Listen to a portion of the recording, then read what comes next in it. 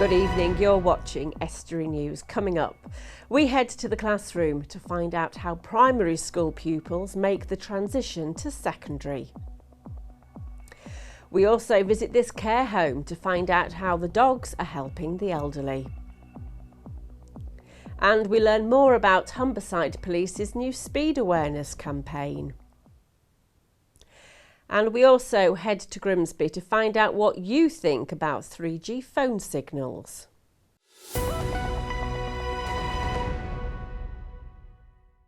Welcome to Estuary News. I'm Emma Lingard. Now it's over to Dan Kemp for the news headlines.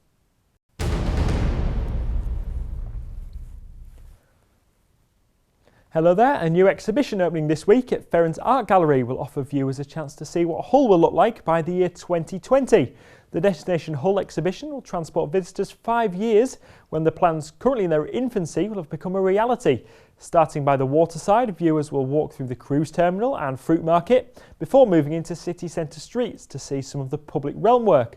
The public will also get their first chance to see an artist's impression of proposals for a new Beverley Gay art exhibit to mark the site where King Charles I was refused entry to the city.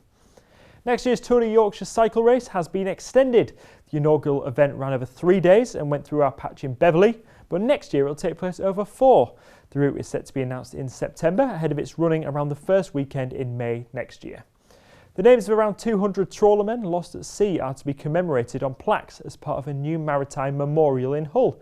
On Sunday, hundreds are expected to attend the official opening for all lost fishermen at St Andrew's Dock. This is the first one that's a full monument, and hopefully at the end of time when we are in further fundraising efforts to raise money and have the plaques with the whole of the 46,000 names placed in and around the outer bundles. This dock has been derelict for, I would think, 30 years nearly, and nobody has done anything to help it or to leave our heritage behind. And it's about, and we're going to be the city of culture, let's all be together and create something wonderful, a part of a quarter of a whole what was built on, I would say. Human rights and ethical issues in the seafood industry will be addressed at next month's World Seafood Congress in Grimsby. The Congress will aim to address a range of social and sustainability challenges during a dedicated seafood ethics session on the opening day. Expert speakers from the UK and the US will lead the discussion around topics including ethical practice and the prevention of human rights abuse. The event takes place at the Grimsby Institute from the 5th to the 9th of September. That's all from me for now. If you've got any news for us, don't hesitate to get in touch on 01472 31553, email news@estuary.tv or search for us on Facebook or Twitter. Bye for now.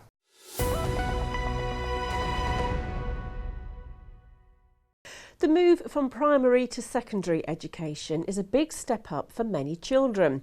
In Scunthorpe, a special kind of summer school helps children adjust to what secondary school will be like in September. Dave Nunn went back to the classroom to find out more. The transition from primary school to secondary school is a challenging time for many children. Stepping into a new environment can be quite intimidating, but now a scheme in Scunthorpe aims to help pupils transition to this new setting. I didn't have anything like this when I was at secondary school, but the concept and the idea was obviously to support those children's needs, because it's quite a big time for the children who are going to obviously secondary school from primary. We felt that they needed more care and attention.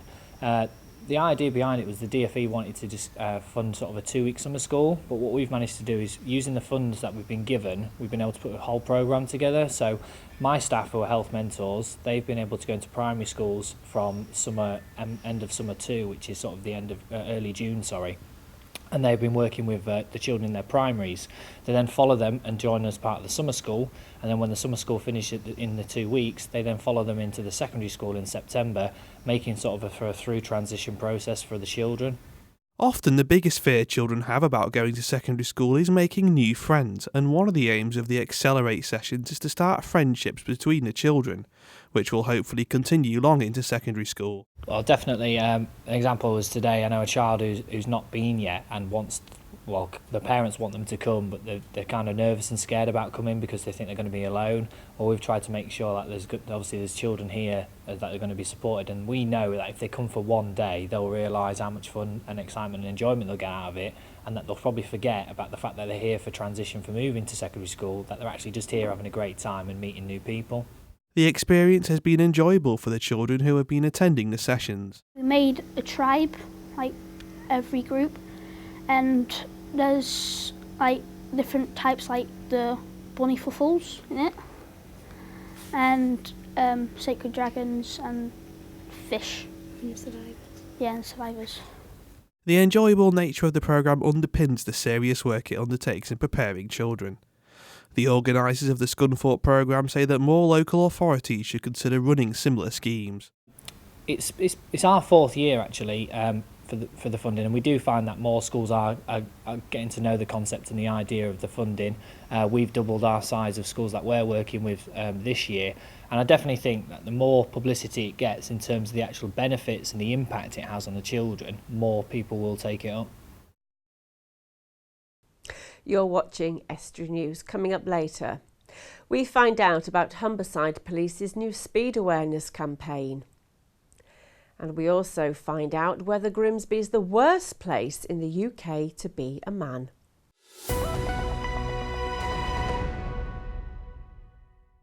A care home in Kirk Ella has had some visitors of the fluffy variety through their door. The charity Pet Respect take dogs into residential homes to help rekindle memories in the elderly. Erica Barker has taken the lead on this one. A man's best friend, a treat in hand and a smile on the faces of residents at Kirkella Mansions in the East Riding. Pet Respect visit 12 residential care homes across East Yorkshire with the aptly named therapy dogs in tow. Kim Heppel is a volunteer at the animal education charity and says the dogs are paving the way when it comes to people's physical and mental well-being in later life. There's some residents in some of the homes that can't hardly move, but yet they'll reach the arm out to stroke the dog. And there's some that actually get out the chairs or usually just sat there all day. They'll get out and come and stroke the dogs. Some maybe that are getting dementia, they can remember dogs that they used to have. So it's just really good for the memories as well. You can see them really thinking. As soon as they see the dog, they're thinking back to a dog they used to have. And co-owner of the home, Yvette Donnelly, welcomes the four-legged friends. Any animal fills a home and makes it homely, and we need to have that feel for our residents, for them to feel like it is their home, especially when they've only just come into residential care, because it can be quite hard. And it's nice as an activity, and it fills an afternoon up and passes some time for them, and it gives them time and options to start chatting about their different animals that they used to have. Always welcome and always stroking all these dogs, because I love animals. I've had dogs myself, cats. And as the charity looks to expand, it seems that little Buddy here will be getting petted and cuddled well into the future. Erica Barker, Estuary TV. Speeding can turn into something with deadly consequences. In 2013, 3,064 people were killed in road accidents where speed was a factor. That's why Humberside Police have launched a new campaign aimed at making the public aware of the dangers that a few extra miles an hour can bring. Dave Nunn went along with one of Humberside Police's officers to a speeding hotspot in East Yorkshire. A few miles an hour can mean the difference between life and death. That's something that Humberside Police is looking to inform the public about this summer as part of a new speeding safety campaign. Okay, throughout August we will be putting on extra patrols and directing staff to go to key speed enforcement sites. Just so people get the message. Obviously we're into the summer holidays, a lot more children about, so in the built-up areas we're expecting more children. Anything could happen, and just by a slight increased speed of 35 miles an hour and a 30 limit, you're actually twice as likely to kill a child and seriously injure them as you might do at 30 miles an hour. Even with the design of cars and roads being as good as they are now, the human brain hasn't really advanced that much, and it still takes at least 1 second between seeing that child or something come into the road and actually slamming on the brakes. And if you think on the motorway, if you're travelling at about 90 miles an hour, you're getting up to 50 metres you're travelling in 1 second alone, so that's quite a distance in 1 second. The Humberside Force has worked with local authorities around the Humber to identify areas where speeding is a problem. One of them is this 40-mile-an-hour stretch of road running near Raywell. Okay, this road, it's subject to a 40-mile-an-hour speed limit. There's been complaints from the residents in the past about the amount of speeding along here. Therefore, the local authority, in this case East Riding Council, have carried out a speed survey that does show there is quite a high degree of speeding on this road. That, coupled together with a number of injury collisions on here and the fact that there are properties both sides of the road and no footpaths, means it's scored highly enough for it to be a speed tasking. So therefore we're here obviously enforcing the limit, giving advice where necessary and prosecuting if we have to. Within 30 minutes we stopped 3 vehicles for speeding, with the highest being 8 miles an hour over the 10% plus 2 limit the force stopped someone at. It may seem odd not to stop someone no matter how far over the limit they are, but Simon says it's all about being sensible with motorist and police time. Obviously point out the offence that they've committed. I've got the evidence here on the laser device, and see what sort of excuse or reason they have for travelling at that speed. All 3 of them, very genuine people, very apologetic, do realise why I'm here. They've taken some advice and hopefully they're going to take that away from them. Perhaps if they're travelling a bit faster, then they'll be either referred for a speed awareness course or prosecuted. The message from Humberside Police is to be sensible with speed when on the road. Not at all, because the majority of the problem is just that probably 5 to 10 miles an hour over the speed limit, which, as we've said before, can be the difference between life and death. Yes, there are the very high speed offenders out there, and we will detect those, but we're looking at education for the lower speeds and then the full force of the law for the higher speeds. Recently, Ofcom published a report which said the Humber region was one of the worst places for 3G phone signals. In an age when people rely more on technology, we expect strong phone signals to allow us to make calls and access the internet. Are we living in the super-fast broadband age? We took to the streets to find out what you think of the network coverage. If they're paying for it, yeah, they should be able to get it. I mean, I've not no problems with mine when I use mine on O2. So 3G should be able to get theirs. I've never had a problem with that. My signal's fine. Yeah, I guess so. No, it's usually down to how much data you've got. So you don't think it's really an issue? I don't know, no, that's fine. I don't know. Well, you can't get yours, can you? I can't get internet on it down here, no. And that's been a big issue with internet. Do you think that's quite unfair? That it is unfair when you're paying for it, yeah. Obviously, yeah. Mine's all right. Okay. Well, it should be, shouldn't it? I mean, it's just not good enough in the area. This day and age, it should be sorted. It's ridiculous. That's great. I heard about that at lunchtime, but I think you probably better ask my husband. Yeah. No, it's not. No. No. No. No. No. If you just had to sum it up in a sentence about the 3G signal, what would you say? It's not very good. It's not very good. I don't want to swear. So do you think it needs to be improved? Do you think it's fair that people pay for it? Do we? Do I? I don't know. I don't know. Do we pay for it? My phone company just take money out of me. I've got a H. What's a H? It's not 3G. I've never paid for H. Don't know. We're useless, aren't we? Yes, I'm on O2 and I couldn't get a signal earlier on, so it's not very good at all. So I don't know if it's because there's no masts around here or anything, I don't know. And do you think it's something that needs to be improved? I would have thought so, yeah, in this day and age, definitely. And what do you think about 3G signals? I don't use it really. About what? Me signals. I've What, 3G? Yeah. I only use it for making phone calls and texting. No, but you can't get a signal, you can't I've get only a got an old phone that come in with ARC. Didn't let alone go out with it. Now it's time for the Mayor's Going Where, and this week we find out where the Mayor of Bridlington is going next week. Well, this Saturday we've got the Royal Yacht Club's 158th regatta. This is the biggest regatta on the East Coast. It goes on for a full week, so the there'll be plenty to see and do. Well, we've got some terrific shows going on at Spa, Fables and Fairy Tales. Also, coming up, it's quite a while off now, but October, we've got the Ultimate Custom Scooter Rally in Bridlington. This is the biggest one in the country, and the town is usually absolutely full of Lambetters and Vespers and the enthusiasts, and it's a terrific weekend. There's also lots going on at the Spa over the weekend. They have plenty of different entertainment on, and it's remarkably cheap. And if you've never seen them, it's well worth coming just to see the artwork on these bicycle on these motor scooters, I should say. We've got miles and miles on Golden Beach. We've got donkey rides. We've got the Yorkshire Bell. We've got the bird colony at Bempton. The only place in this country where you can go and see nesting gannets, nesting puffins for less than £10. You can take a ride out on the Yorkshire Bell, a 4-hour cruise to the bird colony. It's amazing. It's well worth doing. Grimsby seems to be increasingly represented in a negative light in the national press, recently being named the worst place to live in the UK as a man.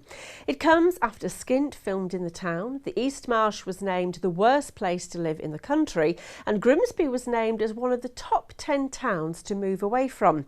But is the town all that bad, and does it get an unfair amount of negative publicity? We decided to find out.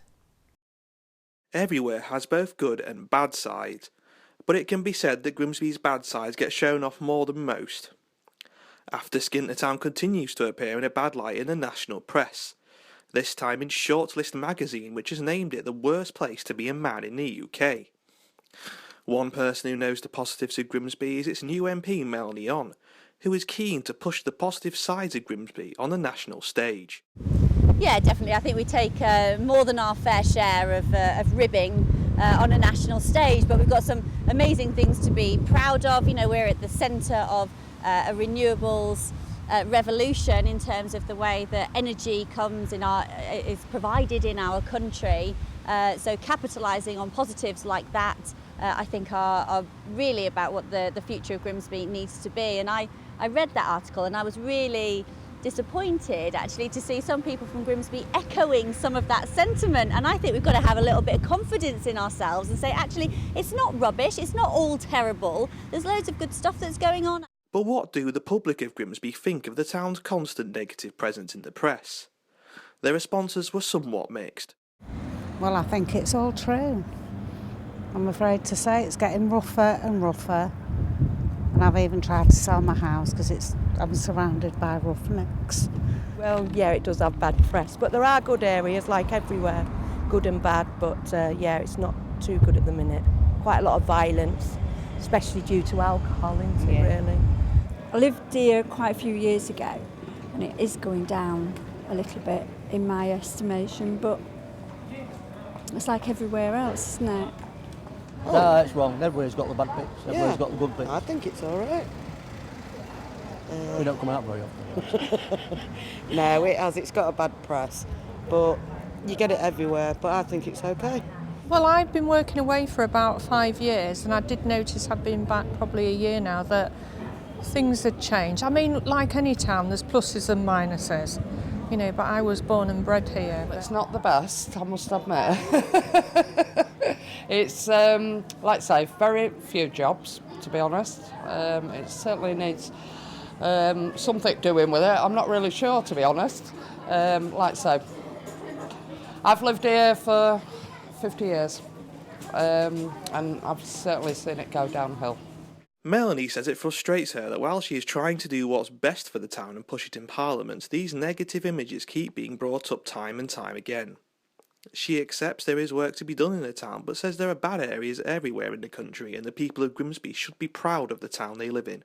Oh, absolutely. I mean, even in some of the cities. So I don't know, if you look at places like Bradford, Hull has also had its fair share of negativity, being called hell sometimes. So we might quite enjoy doing that. Scunthorpe as well. It's unfortunate, I think, that the name perhaps doesn't conjure up kind of the more positive aspects of the town. However, for those of us living, working here, we know that there's a lot more than a London journalist who's come up for the day could ever possibly appreciate. Now it's over to Dan Kemp with the sports news.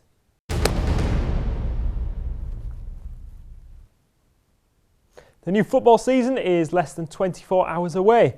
Hull City returned to life in the Championship after 2 years in the top tier at home to Huddersfield Town.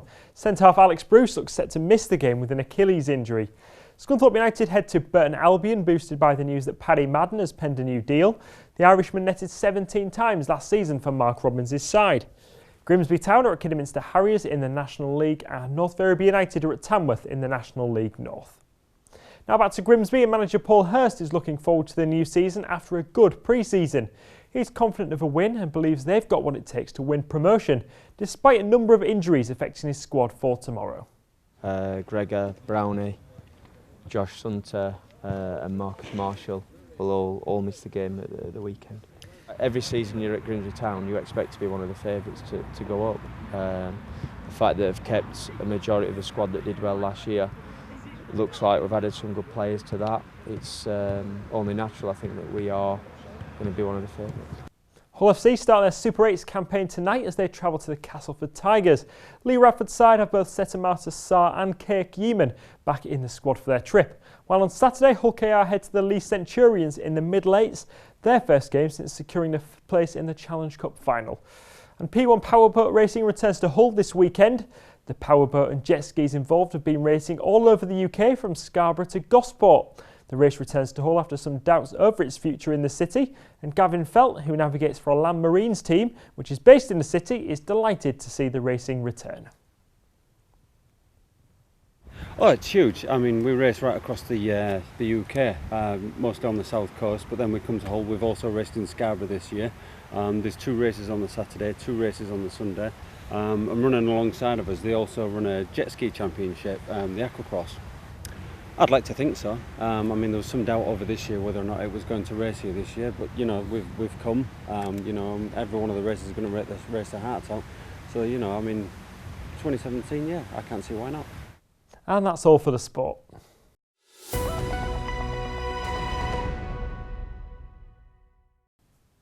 That's it for tonight. If you've a news story for the team, then visit our Facebook or Twitter pages or email news@estuary.tv or phone 01472 315 553.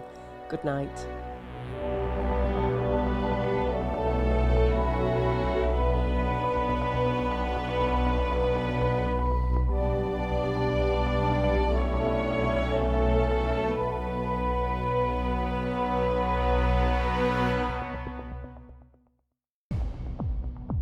To see Grimsby put on the map. Extraordinary qualities, unmatched in anywhere else in Britain. We need to act with one voice. I was absolutely shocked, I'll tell you the truth. More police officer hours spent on patrol preventing crimes from happening.